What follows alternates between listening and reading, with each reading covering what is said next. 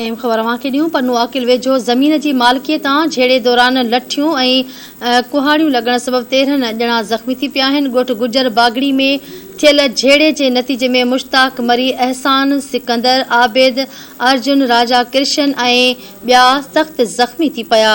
ज़मीनी तकरार तां थियल अहिड़े झेड़े खां पोइ ज़ख़्मी थियलनि खे तिबी इमदाद लाइ मक़ामी अस्पताल मुंतक़िल कयो वियो आहे।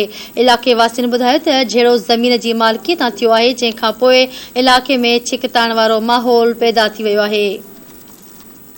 आगाह कयूं पिया पन्नो आकिल वेझो ज़मीन की मालिकीअ तां झेड़े दौरान लठियूं लॻण सबब 13 ॼणा ज़ख़्मी थी पिया आहिनि। ॻोठ गुजर बागड़ी में थियल झेड़े जे नतीजे में मुश्ताक मरी, एहसान, सिकंदर, आबिद, अर्जुन, राजा कृष्ण ऐं ॿिया सख़्त ज़ख़्मी थी पिया आहिनि। ज़मीनी तकरार तां थियल अहिड़े झेड़े खां पोइ ज़ख़्मी थियलनि खे तिबी इमदाद लाइ मक़ामी अस्पताल मुंतक़िल कयो वियो आहे।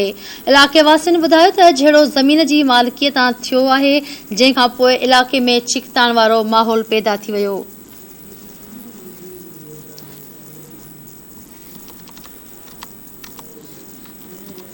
पन्नो आकिल वेझो ज़मीन की मालिकीअ तां झेड़े दौरान लठियूं लॻण सबब 13 ॼणा ज़ख़्मी थी पिया।